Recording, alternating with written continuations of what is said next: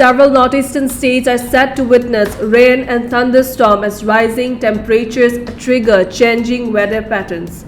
The Indian Meteorological Department forecast a western disturbance and cyclonic circulation will bring rain, thunderstorms, lightning, and gusty winds to Uttar Pradesh until March 22nd. Arunachal Pradesh will see light showers with thunderstorms and lightning from today to March 23rd, with heavy rainfall expected today and tomorrow. Assam, Meghalaya, Nagaland, Manipur, Mizoram, and Tripura will experience light rain and strong winds 30 to 50 km per hour over the next 5 days. Isolated hailstorms are likely in southern Assam today and tomorrow. However, IMD has ruled out heat wave conditions across the country for the next 4 to 5 days. An assistant professor at NIT Silchar, D. Kottaswara Raju, has been suspended after allegations of sexually harassing a female student. The incident sparked massive student protests demanding strict action. According to the victim's handwritten note, Raju allegedly molested her in his chamber under the pretext of discussing her low marks, touching her inappropriately, and making suggestive remarks about managing her grades. She escaped when a friend called her. The case gained traction after going viral on social media, prompting Assam police to assure action.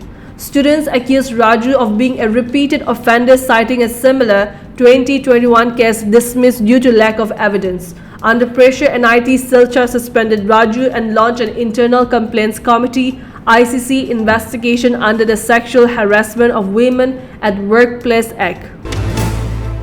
Authorities at Assam University Silchar denied permission for a student-organized iftar party tomorrow, citing rules against religious activities on campus. The event, Dawat-e-Iftar, planned for Ramadan was cancelled due to delayed approval.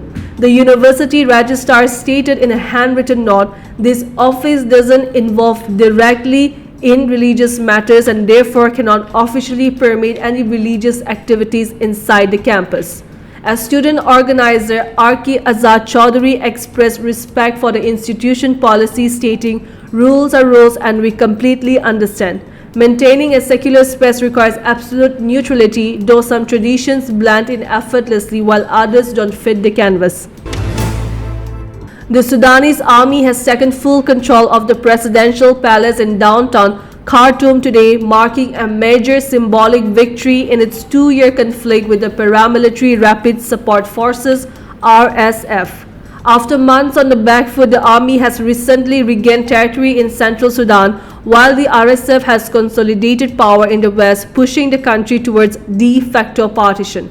The RSF is working to establish a parallel government, though it lacks international recognition. The army also secured key ministries and buildings in Khartoum, while RSF fighters withdrew about 400 meters away. The RSF had seized the palace in April 2023 when the war began over its integration into the armed forces. Kylian Mbappe's return as France captain didn't go as planned as Croatia secured 2-0 victory in the UEFA Nations League quarter-final first leg at Stadion Poljud. Split Ante Budimir and Ivan Perisic scored in the first half, giving Croatia a crucial advantage. Despite dominating possession and creating more chances, France failed to convert them. Budimir's header in the 26th minute, deflecting off goalkeeper Mike Maignan, sealed Croatia's win, putting them in a strong position for the semi-finals.